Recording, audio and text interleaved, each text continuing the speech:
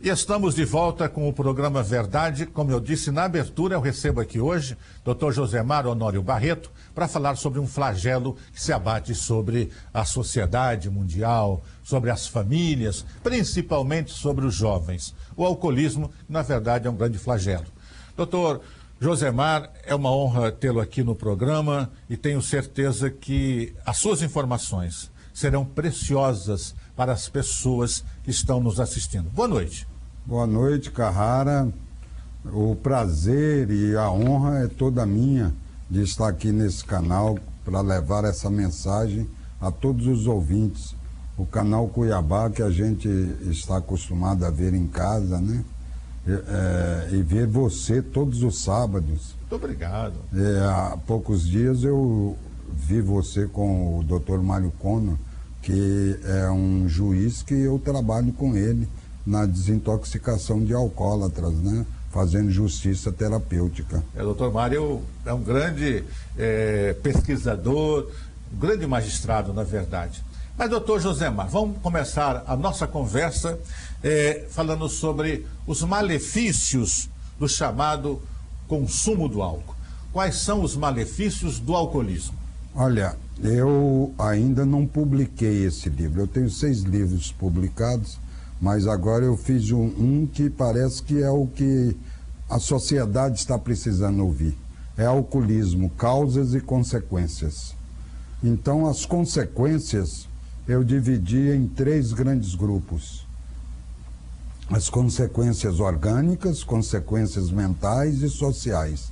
As orgânicas, a gente está cansado de ver, falar em cirrose, em pancreatite, em gastrite, em úlcera, em câncer de esôfago, em câncer do duodeno, câncer do estômago, câncer de laringe, de faringe, de boca, câncer de reto, hipertensão arterial, infarto do miocárdio, AVC, que é o derrame, né, que se chama, e anemias, doenças carenciais por falta de alimentação e várias outras doenças, politraumatismos, acidentes automobilísticos.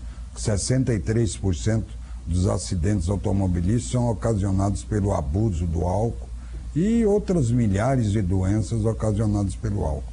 Isso na área orgânica. Na área mental, nós vamos ver que nós vamos ter psicose alcoólica, delírios de ciúme, um aumento do desequilíbrio da área emocional do indivíduo, depressões severas e ansiedade generalizada e às vezes levando o indivíduo, se ele tem uma predisposição, à esquizofrenia.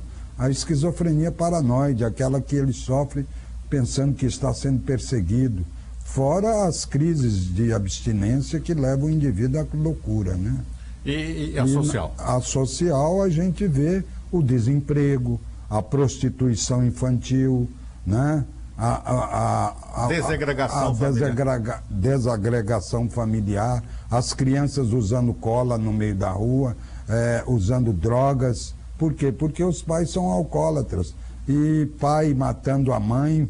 Lá em Chapada, há poucos dias, teve 2 crimes de um senhor que matou a esposa, todos 2 por causa do alcoolismo.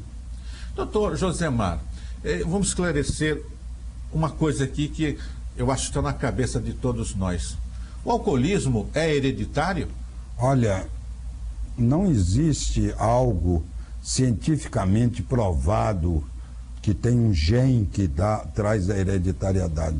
Mas pela minha experiência de mais de 20 anos tratando desse grave problema social, o alcoolismo tem uma predisposição hereditária. Não digo que se você for alcoólatra, seu filho obrigatoriamente tem que ser alcoólatra. Mas é um fator genético de causa recessiva, quer dizer, pode aparecer ou não, dependendo se a sua esposa também tem o gene, né? Então, é uma predisposição. Nunca vai aparecer se ele nunca beber, mas se ele começar a beber, ele pode desenvolver a doença alcoolismo. O senhor falou agora há pouco que o senhor está lançando o seu 6º livro. Sétimo. O sétimo livro é Causas e Efeitos. Causas e Consequências. E consequências do alcoolismo. Minha pergunta é a seguinte: quais as causas que levam a pessoa a enveredar para o alcoolismo? Olha, a causa orgânica principal é metabólica, é a queima do álcool no nosso organismo, né? O alcoólatra, ele queima o álcool diferentemente da pessoa não alcoólatra. E a causa mental, emocional, vamos dizer assim, pode ser uma comorbidade como a depressão. O indivíduo é depressivo e ele bebe, se sente bem e ele continua a beber.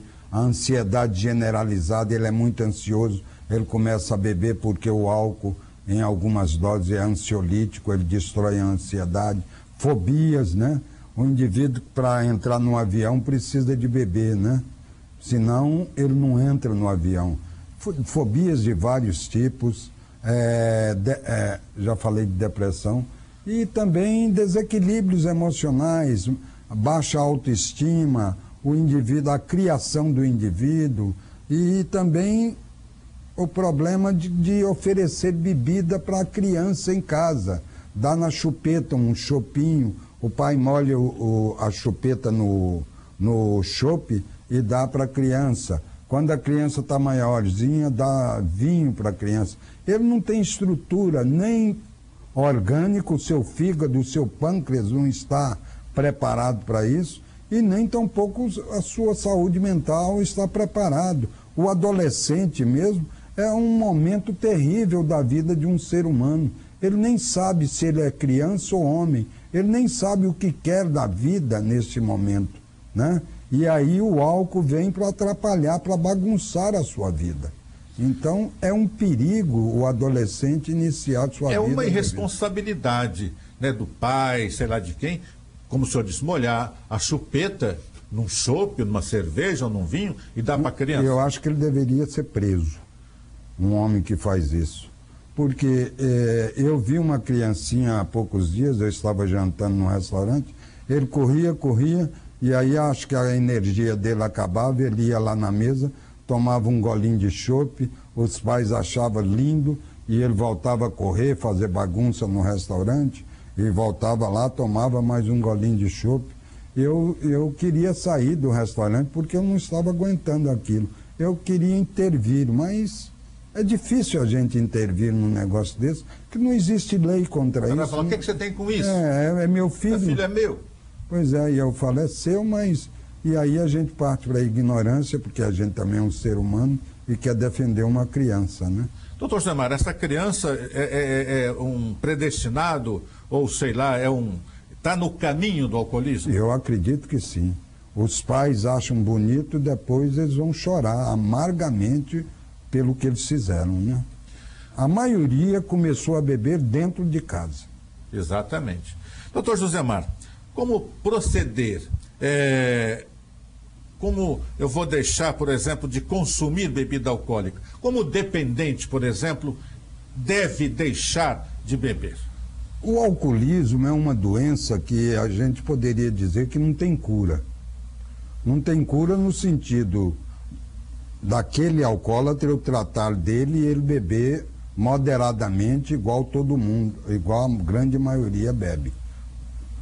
Não tem cura nesse sentido, mas tem tratamento para que o indivíduo deixe de beber e viva uma vida gostosa, uma vida útil, uma vida inserida na sociedade, uma vida de bem-estar com a família.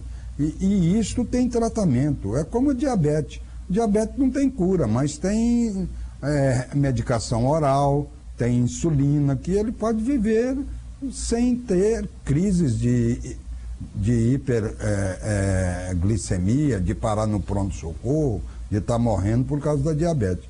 E assim é o alcoolismo. Eu acredito que o indivíduo, em primeiro lugar, deve procurar um bom médico, e um médico que entenda da doença, principalmente um médico psiquiatra. Deixar esse preconceito. A psiquiatra é para louco. Psiquiatra não é para louco.